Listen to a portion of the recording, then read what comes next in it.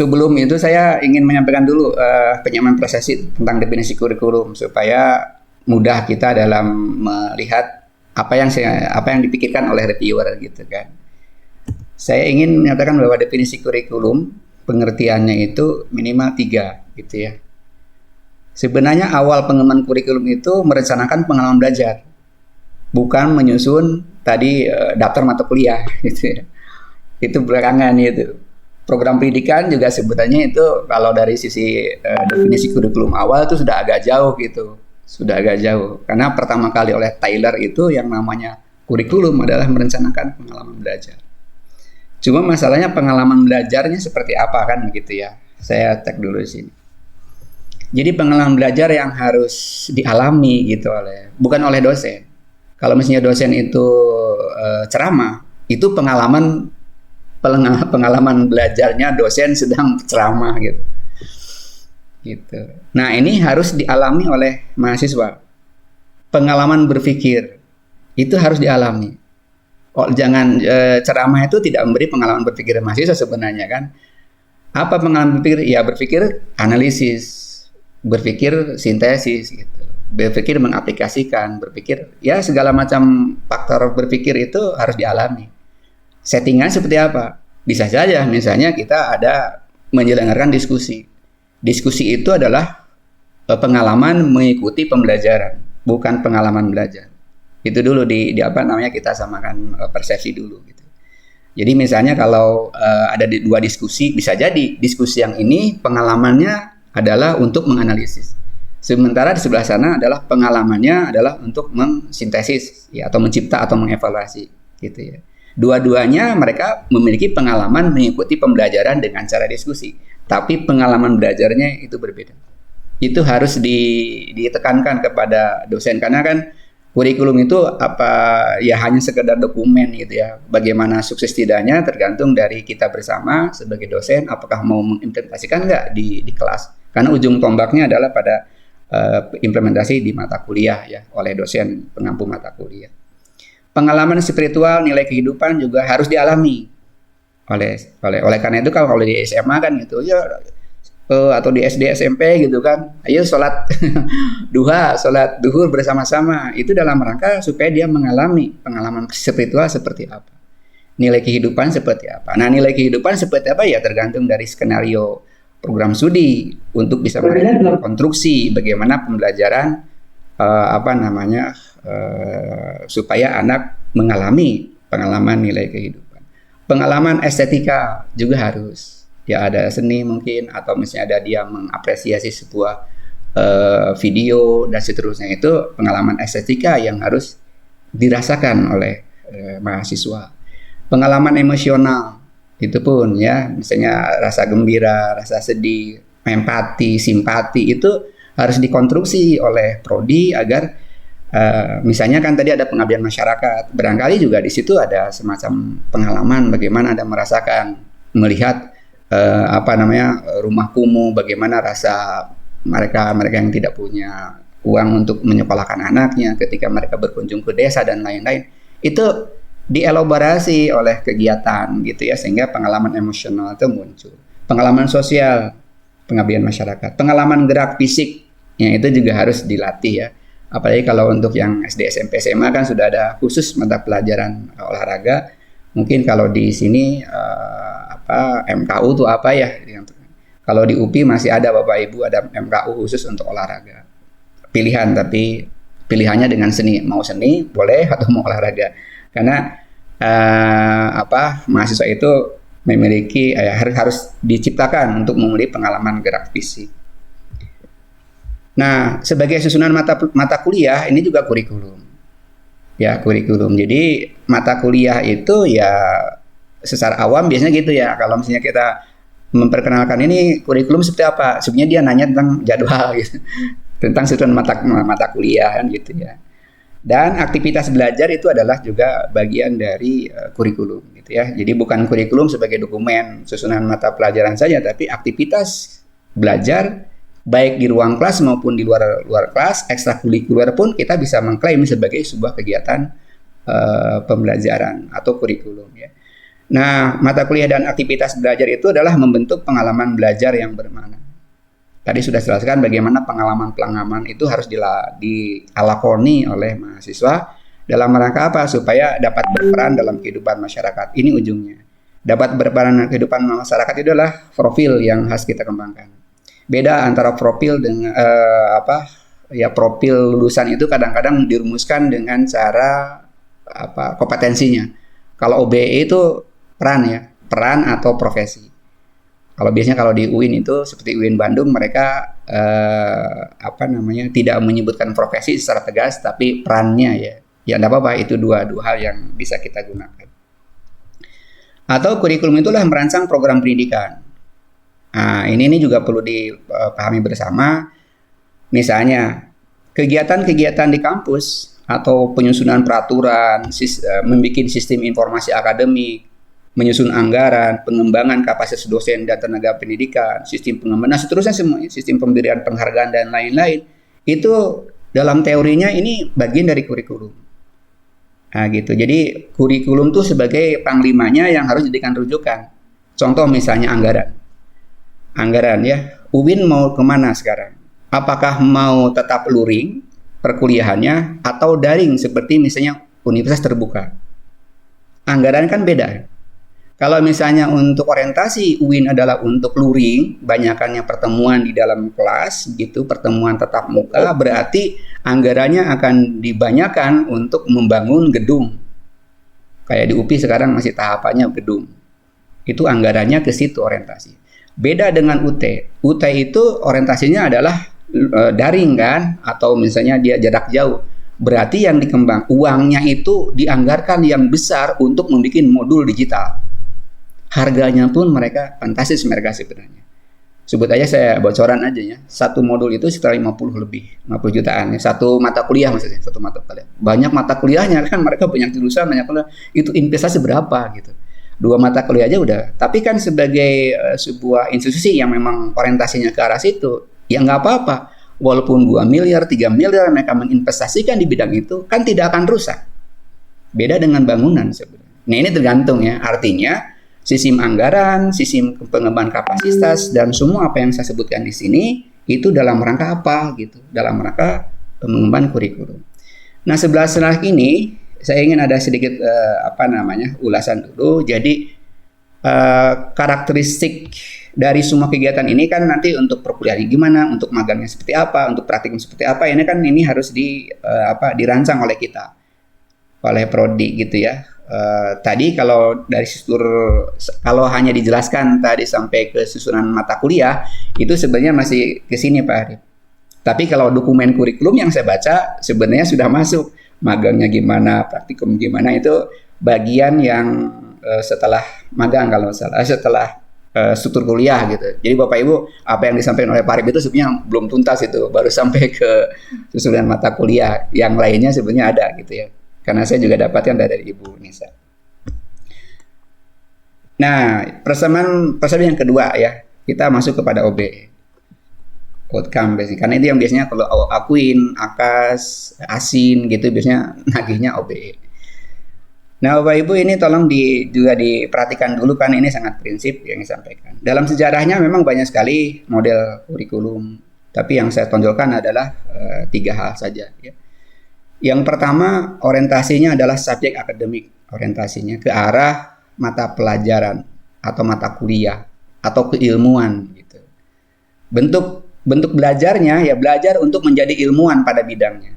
Jadi kalau misalnya kurikulumnya ini orientasinya adalah untuk ahli IPS ya betul-betul mata kuliahnya dikonstruksi sesuai dengan body of knowledge-nya IPS. Atau geografi misalnya, betul-betul dia geografi banget ya. Pas lulus dia menjadi ahli geografi. Ya, itu adalah subjek akademik. Dan tentu hasilnya adalah cerdas dan terampil. Cuma masalahnya nanti pekerjaan yang diperoleh bagi mereka adalah yang memiliki ijazah pendidikan sesuai dengan bidang keilmuannya. Gitu. Apakah ada jaminan bekerja? Belum tentu. Iya kan masalahnya. Banyak ahli geografi saat ini misalnya jadi nganggur gitu. Karena apa? Dulu waktu dilatihnya adalah dengan subjek akademik. Memang dia ahli di bidang itu.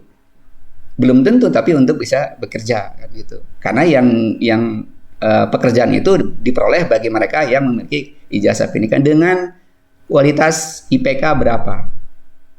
Iya kan? Jadi ketika kita daftar, mereka daftar ya semuanya lihat dari IPK-nya gitu. Walaupun misalnya IPS dari UIN, IPS ini mestinya tinggi 3, apa namanya 3,8, 3. Tapi kalau misalnya di swasta yang lain misalnya, kebetulan misalnya dari UIN itu misalnya nilai dosen itu mahal semua ya, 2,1, 2,9, 3, sementara teman-teman dari universitas yang lain yang swasta misalnya dia memasang 3,8 atau ada sampai 4, komlut dan lain-lain. Ketika mereka bekerja, mindset masyarakat adalah lulusannya adalah keahlian di bidang mata kuliahnya gitu ya, maka mereka lah yang akan diangkat menjadi pegawainya di situ. Bukan karena lihatnya adalah pada aspek kemampuan penguasaan keilmuannya. Itu namanya karakteristik subjek akademik. Itu berlaku sampai tahun 2000-an tuh masih ada. Nah, masuk tahun 2000 sekarang sampai 2020 kemarin itu kompetensi base. Ya, itu sangat terasa. Kalau di SMA itu 2004 ya mulai kompetensi base itu. 2006, 2013 juga sama masih itu kompetensi base. KBK namanya. Nah, belajar untuk terampil bekerja. Bukan orientasinya bukan pada mata kuliah atau keahlian bukan. Tapi dia berorientasi di luar kerjaannya apa ya? Nah, kita latih supaya dia bisa masuk situ. Pekerjaannya nih, makanya ada SKKNI. SKKNI sebenarnya sangat khas, itu berbasis kompetensi.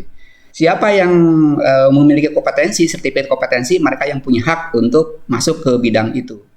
Itu ciri khas dari kompetensi base atau ya KBK-nya seperti itu. Jadi cerdas, kompeten, pekerjaan yang diperoleh bagi mereka adalah yang memiliki kompetensi. Oleh karena itu ada semacam pendamping ijazah dan sertifikat kompetensi. Ini yang masih kita berlaku ya, masih berlaku dan ya sekarang masa transisi sebenarnya ketika prodi ingin akreditasi internasional mau tidak mau digusur ke arah OBE. Apa itu OBE? OBE itu sebenarnya masih kompetensi base, tetapi kompetensi pekerjaan yang nggak jelas, yang nggak jelas, susah ditebak mau kemana sih masa depan tuh mau kemana sih gitu. Nah itu OBE itu kayak gitu. Jadi belajar untuk dapat berperan, menerapkan ilmunya. Oleh karena itu, core bisnisnya apa, kemudian dia harus kita bekali mahasiswa itu untuk lebih jeli di mana kira-kira dia punya peluang. Makanya ada gagasan bagaimana supaya ada semacam lintas disiplin gitu. OBE itu kayak gitu. Kalau kompetensi itu betul-betul disiplin di dalam kompetensinya. Tapi kalau OBE itu bagaimana lintas disiplin. Gitu. Misalnya guru IPS, kemudian dia punya keahlian di bidang misalnya agrobisnis, ya udah dipadukan. Itu gimana racikan kurikulumnya seperti apa supaya dia punya kemampuan seperti itu. Makanya ada istilah usulan dari aku ini tuh coba ada mata kuliah pilihan. Sebenarnya itu adalah untuk karakteristik dari OBE supaya ada mata kuliah yang bisa alternatif bagi mereka untuk bisa bekerja. Cerdas, kompeten dan capable. Pekerjaan yang diperoleh bagi mereka adalah yang memiliki kompetensi dan kapabilitas, sertifikat dan juga kemampuan. Ini akan dibedakan supaya kita bisa sama-sama. Apa bedanya kompetensi dan kapabilitas? Kalau kompetensi itu mengumpulkan pengetahuan sifatnya, melatih, ya di pojok-pojok kampus lah silakan, nggak usah magang sekali-kali gitu. Tapi yang jelas adalah mengembangkan keterampilan kompetensi yang utuh pada bidangnya.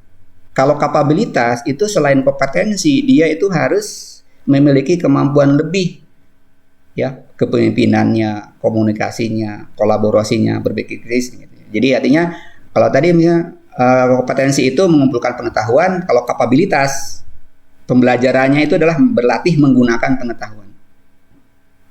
Makanya diskusi, case based learning, problem based learning itu adalah pembelajaran yang sifatnya menggunakan pengetahuan. Kalau ceramah, baca buku, menyuruh untuk anak untuk menonton YouTube, kemudian bikin apa gitu, itu mengumpulkan pengetahuan sebenarnya fasenya ya. Ya sekarang itu kapabilitas itu OBE itu adalah untuk berlatih menggunakan pengetahuan. Kalau kompetensi berlatih praktikum di pojok-pojok kampus lah tanda kutip ya, ekstrimnya seperti itu. Nah ini kalau yang OBE berlatih di lingkungan yang sebenarnya, didorong untuk UMKM, didorong untuk PKL, didorong untuk apa supaya betul-betul kalau ini aja lah micro learning, micro micro teaching ya, micro teaching itu masih kompetensi ya, kan di pojok kampus itu diajarnya. Tapi ketika dia praktek di sekolah, dia sudah praktek di lingkungan sebenarnya. Jadi bedakan gitu. Nah ini untuk meningkat kapabilitas dan mengembangkan potensi. Ini ada gambar sebelah kiri itu ada tukang sate gitu ya. Satenya enak gitu dari Madura misalnya. Ya di kita juga ada di Jawa Barat ada ya nggak sebut mereknya Marangi atau apapun gitu ya. Nah kompetensi itu satenya enak gitu ya. Satenya enak. Kemudian dia mampu misalnya dengan 10 kilo daging ya yang bisa dijual pada setiap harinya seperti itu.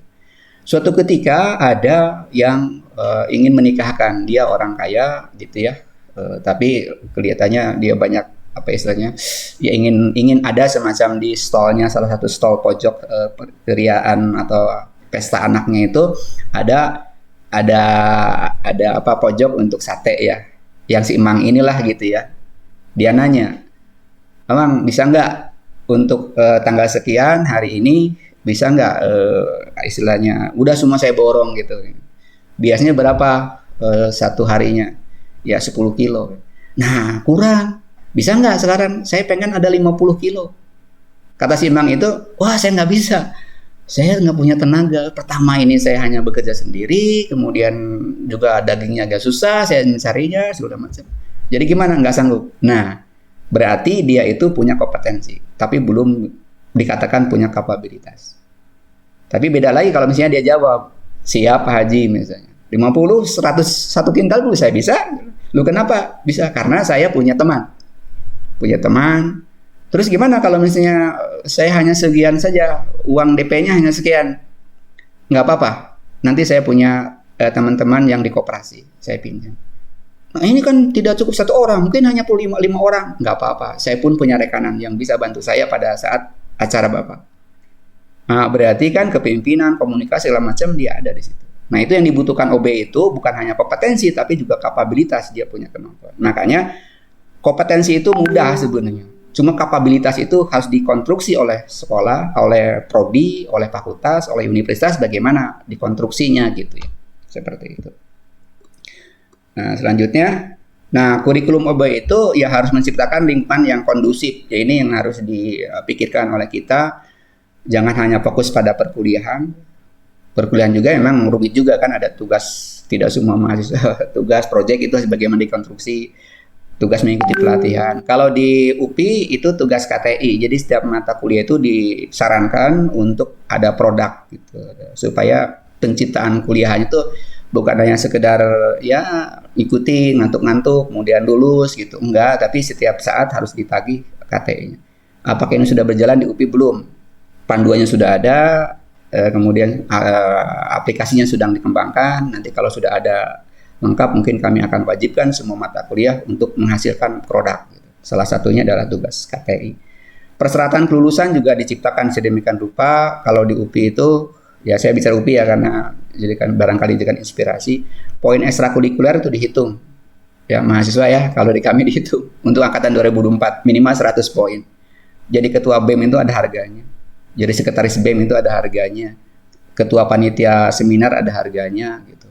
Apalagi kalau kegiatan kegiatan PKM ya, program PTS, bahkan kegiatan pertunjukan, lomba segala macam kita hitung dalam rangka menggairahkan. Dengan 100 poin mahasiswa itu berarti kapabilitas itu akan dibangkitkan. Jangan sampai mahasiswa jadi kupu-kupu.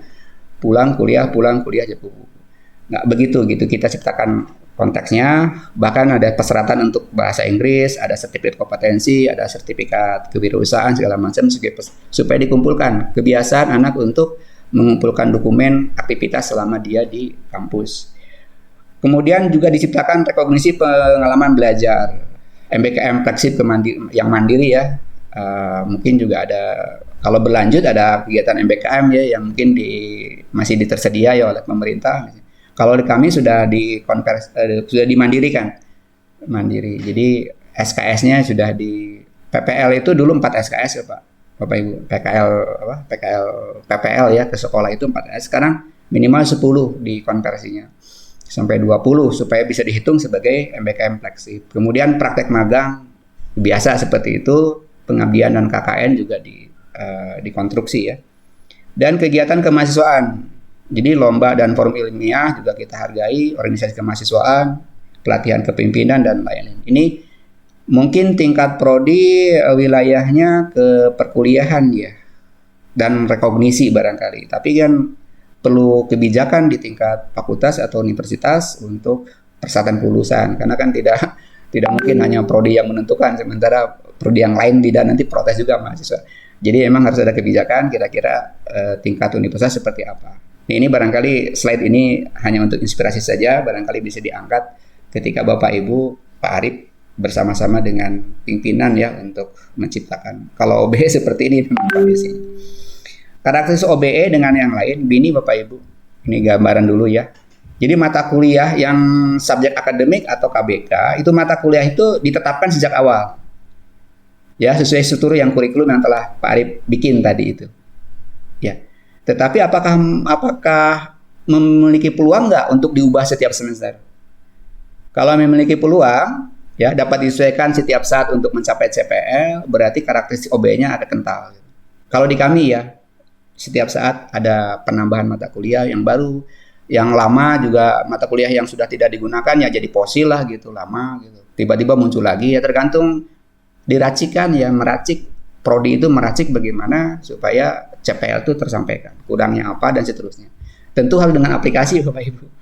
Karena susah kalau misalnya tidak aplikasi, kan harus dilaporkan ke Pedidikti ya, atau ke apa ya, kalau di kami kan kalau Pedidikti laporkan gitu kan. Nah, itu harus pakai aplikasi dan itu prosesnya panjang, dibikin oleh prodi, di verifikator kemudian disetujui oleh saya di divisi kurikulum, kemudian dia sah sebagai mata kuliah baru ya, bisa dijadwalkan dan seterusnya.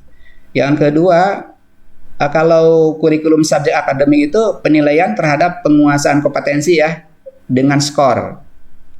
Ya, misalnya kompetensinya 2, 3, 4 gitu kan. 2,5, 3, 3,5 gitu kan. Sampai 4 misalnya. Jadi kompetensinya itu ya penilaian terhadap penguasaan kompetensi ditentukan secara dengan skor. Sebenarnya kalau yang OBE itu tidak ada lagi setengah lulus Pak Bapak Ibu. Harus lulus semua. Nah, ini yang masih beratnya. Kalau di UPI sendiri belum, karena belum itu karena masih terikat oleh laporan Pedidikti yang masih menggunakan angka. Ya, sebagian kami juga sudah mengusulkan agar beberapa mata kuliah itu ya seperti mata kuliah yang dikonversi ya, kegiatan MBKM kita konversi misalnya itu lulus atau tidak lulus gitu. Ya, jadi ya semuanya lulus gitu ya, maksudnya udah tuntas gitu. Kemudian kalau subjek akademik, workload atau waktu belajar itu menjadi batasan untuk mengukur tingkat penguasaan kompetensi. Ya kalau misalnya udah 2 SKS ya udah gitu segini kamunya. Sampai di mana? Jadi batas sebagai batas. Orang yang dengan disediakan waktunya hanya 2 SKS, Anda harus sampai seperti apa gitu. Nah, kalau OB enggak sebenarnya. OB itu prinsipnya adalah waktu adalah sumber daya yang tersedia, disediakan betul oleh prodi sebanyak-banyaknya sampai dia itu lulus di prodinya. Nah, ini prinsip ya dari OBE, tapi implementasinya agak susah karena ini terkait dengan aplikasi, kebijakan, kemudian macam-macam gitu. Saya katakan ini supaya kita punya pemikiran yang agak beda antara KBK dengan OBE. Kemudian kalau subjek akademik, standar penilaiannya itu dengan kurva normal ya, PAN. Biasanya walaupun nilainya 3,1 tapi bisa A gitu kan, karena dia akan mungkin kurang normal. Itu biasa kita gunakan dalam penyusunan penilaian subjek akademik atau KBK. Tapi kalau OBE enggak, itu harus sesuai dengan standar yang kita tetapkan, dia bisa atau tidak gitu. Nah, itu waktunya silakan Anda gunakan. Mungkin 1 semester, 2 semester diulang lagi, disilakan sampai Anda lulus gitu standar penilaiannya. Kan ini berat kan? Ditagih lagi dengan harus lulus tepat waktu juga masalah kan. Ya kalau berlarut juga nanti gimana? Ya udah luluskan aja gitu. Ini sebenarnya tidak sesuai dengan prinsip OBE. Kemudian kurikulum subjek akademik juga setelah lulus jenis pekerjaan itu diserahkan kepada nasib baik lulusan. Diserahkan. Anda kan sudah membayar pada kami. Anda sudah bayar SP dan kami terima. Terima kasih. Dan kami sudah melayani Anda. Silakan Anda lulus, sarjana. Pak, gimana pekerjaan saya? Terserah kamu. Mudah-mudahan aja Anda punya nasib baik. Itu karakteristik akademik dan KBK. OBE enggak. OBE itu analisis kebutuhan pasarnya betul-betul dikaji. Saat ini adalah karakteristik OBE ya. Jadi kajian seperti apa, pasarnya seperti apa. Keberhasilan alumni itu jadikan indikator masalahnya. Ya, di data betul, di terser study gitu. Berapa yang berhasil, yang melenceng berapa gitu dan seterusnya itu diperhatikan dalam OB. Berikutnya, tidak lama-lama barangkali kita banyak diskusi, teori dan praktek pembelajaran untuk menguasai kompetensi. Jelas ini karena ini kan KBK ya. Kalau OB itu selain kompetensi, teori dan praktek untuk pengembangan kapabilitas. Kemudian belajar lebih banyak di lingkungan program studi sendiri. Ya, sedangkan yang OB itu selain di prodi sendiri boleh belajar diperoleh dari luar prodi yang nilainya direkognisi. Muncullah istilah MBKM. MBKM itu sebenarnya dia prinsipnya OBE gitu ya. Jadi kalau berdasarkan analisis para penilai peninjau atau mengkritisi pendidikan sejak zamannya Mas Nadiem yang berhasil mengembangkan sistem pendidikan kurikulumnya itu di perguruan tinggi. Sedangkan di sekolah itu tidak berhasil lah. Kurang pun nggak sendiri itu kurang berhasil karena emang prinsip-prinsip pengembangan OBE-nya terlalu dini gitu ya. Atau mungkin OBE kan tidak seluruhnya tepat ya untuk beberapa jenjang gitu kan. Nah itu juga harus belum terpikirkan barangkali ya. Seperti itu. Baik. Nah, jadi hakikat efektivitas kurikulum OBE itu sebenarnya lulus tidak lulusnya itu bukan oleh prodi gitu ya. Prodi dengan mahasiswa itu adalah satu pihak, bukan dua pihak yang berhadapan-hadapan, tapi sama-sama prodi dan mahasiswa itu karena lulus tidak lulusnya itu oleh masyarakat dan pengguna lulusan. Penyerapan lulusannya itu tinggi, itu artinya berarti lulusan kita diterima gitu ya. Nah itu artinya. Jadi hakikatnya seperti ini ya. Nah apa itu backward design OBE? Ya seperti ini Bapak Ibu lihatnya. Dari belakang dulu ya. Kita bikin profil dulu, kemudian indikatornya ada apa? Indikator itu ya pilihan ya. Ada yang menyebutkan indikator, ada kalau di UPI indikator disebutkan. Ya, indikator misalnya indikator OBE-nya dia di tempat di mana dan seterusnya gitu itu kemudian kita rumuskan dengan PO itu singkatan Program Educational Objective. Ya tujuan lah ya, tujuan prodi gitu ya. Kemudian nanti bentuk CPL-nya 1 2 3 4 sampai berapa gitu. Kalau di UPI maksimal 15. Idealnya memang seperti Pak Pak Arif ya tadi 8 ya. 8 10 lah. Ya. Kalau dulu itu CPL tuh banyak Bapak Ibu, 40, 30. Ya sikap aja udah 11 gitu. Keterampilan umum berapa? Sehingga ketika akreditasi internasional pasti tidak lulus gitu. Memang harusnya sekitar segitu ya 8, 10 lah gitu. Nah, dari CPL turunkan jadi bahan kajian atau bidang kajian. Kalau kami menyebutnya bidang kajian bukan bahan kajian. Bidang kajian karena kalau bahan kajian kita definisikan untuk mata kuliah, kalau bidang kajian itu untuk prodi. Ya, kemudian nanti mata kuliahnya muncul dan dirumuskan CPMK-nya sebagai capaian untuk mencapai CPL gitu ya. Kemudian untuk setiap CPMK itu bisa melalui perkuliahan, bisa melalui rekognisi pengalaman belajar di luar prodi atau pembayaran skor aktivitas pendukung yang bisa. Jadi beberapa kegiatan mahasiswa seperti misalnya lolos program kreativitas mahasiswa PKM, kemudian ada kegiatan-kegiatan yang berprestasi itu secara teori kami sediakan panduannya untuk bisa dikonversi ke mata kuliah tertentu. Nah, aspek OB itu hanya ada 3 yang harus diperhatikan, yaitu pertama outcome, ini terkait dengan kurikulum Bapak Ibu. Yang saat kita tinjau baru segini Pak Arif ya. Kemudian course delivery-nya atau ini yang teaching method, learning activities-nya belum kita bahas. Suatu ketika harusnya sih setelah kita nyusun dokumen, pembelajarannya pun harus dikembangkan.